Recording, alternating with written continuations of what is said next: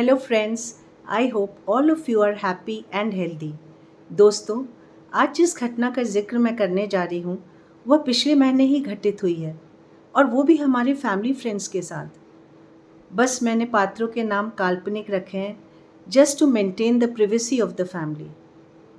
Mister Doval शहर के नामचीन चार्टर्ड अकाउंटेंट, बेशुमार दौलत के मालिक हैं। बड़ी सी कोठी, 3 लंबी कारें, शोफर, नौकर चाकर, सब सुविधाएं उनके पास। उनकी इकलौती बेटी सोनिका शहर के प्रसिद्ध स्कूल में 11वीं की छात्रा थी और पत्नी तारा हाउसवाइफ। सभी मिस्टर डोभाल की बहुत तारीफ करते थे कि कितने मिलनसार व्यक्ति हैं। लेकिन न जाने क्यों मिस्टर डोभाल अपनी पत्नी और अपनी बेटी के लिए बहुत सख्त थे, बहुत स्ट्रिक्ट थे। उन्होंने अपने घर में आर्मी रूल चला रखा था। हर काम का एक फिक्स टाइम था। उन्हें चाय कितने बजे मिल जानी चाहिए, ब्रेकफास्ट कितने बजे, लंच ऑफिस में कितने बजे पहुंचना चाहिए, डिनर कितने बजे, हर चीज़ का एक टाइम फिक्स कर रखा था। और कोई भी काम अगर नियर टाइम से 10-15 मिनट ऊपर नीचे हो जाए तो पूरा घर सिर पर उठा लेते। बेचारी तारा कठपुतली की तरह सारे घर का काम करती। सोनिका, उसकी तो पूछो ही मत। सोनिका के जीवन का रिमोट मिस्टर डोभाल ने अपने कब्जे में रखा था। सोनिका के दिन का टाइम टेबल मिस्टर डोभाल ने बना रखा था। कितने बजे उठना है, आधे घंटे में तैयार हो जाना है, ब्रेकफास्ट करके ट्यूशन जाना है, ट्यूशन के बाद स्कूल जाना है, स्कूल के बाद फिर ट्यूशन जाना है, घर आना है, और फिर घर में होम ट्यूटर अलग से आता था। उन्होंने सोनिका के जीवन को सिर्फ पढ़ाई तक सीमित कर दिया था। सोनिका घर की गाड़ी में ही शोफर के साथ ट्यूशन, स्कूल जाती और घर आती। उसे कहीं भी अकेले जाना अलाउड ही नहीं था। सोनिका ही नहीं, तारा को भी अलाउड नहीं था। तारा अकेले सिर्फ सब्जी लेने जाती, वो भी अपनी गाड़ी में, और गाड़ी में ही वापस आती। बाकी माँ बेटी को कहीं भी जाना होता तो मिस्टर डोभाल के साथ ही जाते थे वो। यहाँ तक कि तारा का मायका लोकल था। तीज त्योहार में भी वो अकेले नहीं जा सकती थी। मिस्टर डोभाल उसे अपने साथ ले जाते, 1-2 घंटा बिता के उसे वापस ले आते। कभी सोनिका के फ्रेंड्स बर्थडे पार्टी करते बाहर, तो भी उसे जाना अलाउड नहीं होता। वह दबी ज़ुबान से पापा से पूछती, पापा मेरी फ्रेंड की बर्थडे पार्टी है, क्या मैं जा सकती हूँ? बस 45 मिनट्स 1 आवर के लिए। क्या करोगी बेटा वहाँ जाके? हम हर सैटरडे जाते तो हैं बाहर डिनर करने। अभी जाओगी, खाली केक काटोगे, तुम लोग गाना वाना गाओगे, हाँ ही करोगे। उससे अच्छा तो उतनी देर में तुम कोई सब्जेक्ट रिवीजन कर लेती घर में। सोनिका मन महसूस के रह जाती। कभी तारा का मन होता गोलगप्पे खाने का तो सोनिका से कहती, जा पापा से पूछ कि हम जाएं गोलगप्पा खाने। सोनिका कहती, पापा मैं और मम्मी चौराहे तक ही गोलगप्पा खाएं। डोभाल जी कहते, क्या ज़रूरत है चौराहे तक जाने की?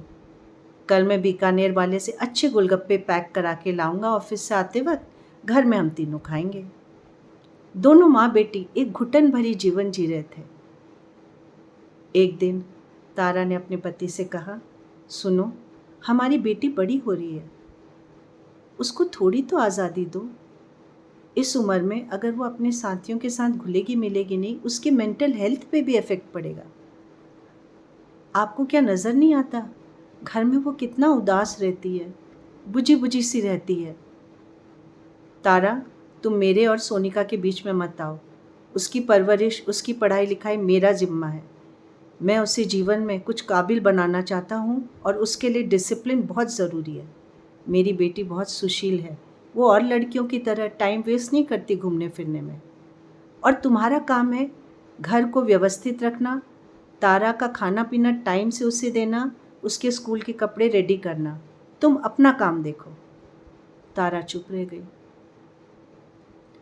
दोस्तों, पिछले महीने एक दिन जब सोनिका को स्कूल से लेने ड्राइवर गया, छुट्टी टाइम के समय सारा स्कूल धीरे धीरे करके खाली हो गया। सभी बच्चे एक एक करके घर चले गए। सोनिका नहीं निकली गेट से। ड्राइवर ने दरबान से कहा, दरबान भैया ज़रा देख के तो आओ, क्लास 11A में सोनिका नाम की लड़की रह तो नहीं गई वहाँ, कुछ कर तो नहीं रही है?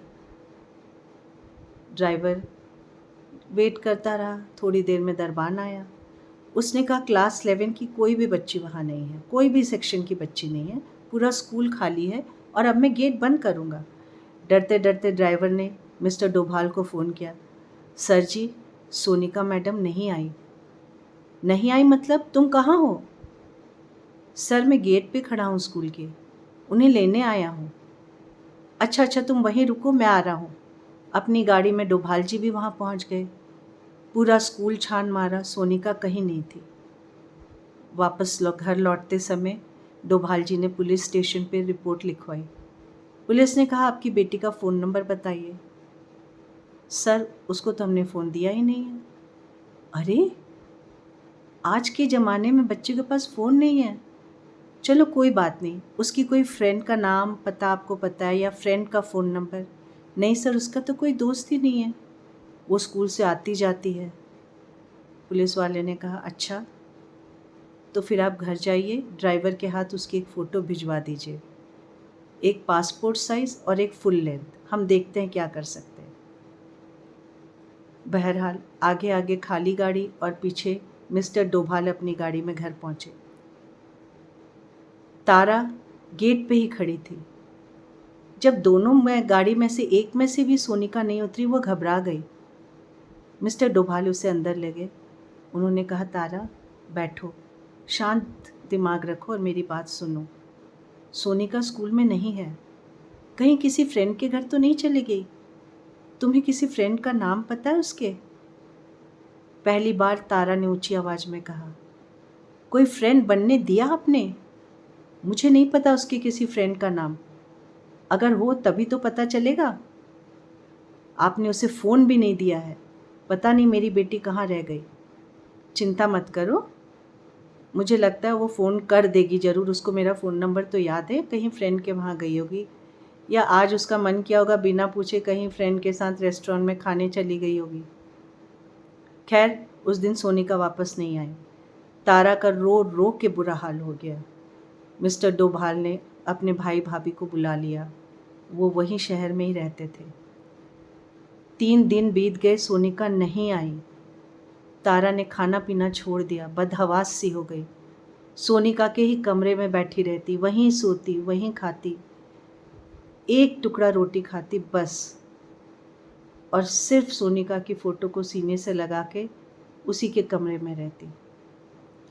चौथे दिन सुबह 5:30 बजे की बात है। मिस्टर डोभाल उठे, रसोई में गए, देखा रसोई तो बंद है, और दिन तारा रहती है रसोई में। उन्होंने अपने ऊपर वाले कमरे में जहाँ उनके भाई भाभी ठहरे थे वहाँ गए, वहाँ उनसे पूछा, उन्होंने कहा नहीं, तारा तो हमारे कमरे में भी नहीं आई। अच्छा, तो फिर सोनिका के ही कमरे में होगी। जैसे ही मिस्टर डोभाल ने सोनिका का कमरा खोला, उनके मुंह से चीख निकल पड़ी।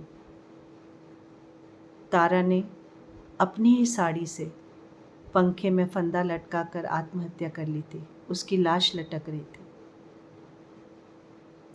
तारा ने एक छोटा सा नोट लिखा हुआ था जो सोनिका के टेबल पर उसकी फ़ोटो के नीचे रखा हुआ था कि मेरी मौत का ज़िम्मेदार और मेरी बेटी के गायब होने का ज़िम्मेदार सिर्फ मेरे पति का व्यवहार है। दोस्तों, वो कहते हैं ना, अब पछताए होत क्या जब चिड़िया चुग गई खेत। मिस्टर डोभाल ने कभी नहीं सोचा था कि एक पल में उनकी पूरी दुनिया बिखर जाएगी। दोस्तों, हमें किसी भी चीज़ की अति नहीं करनी चाहिए। अति हर चीज़ की खराब होती है, चाहे खान पान की हो, आदत की हो या व्यवहार की हो। और ख़ासकर आजकल के बच्चे, आप उन्हें मोबाइल ना दो तो क्या आपको लगता है उन्हें मोबाइल नहीं मिलेगा?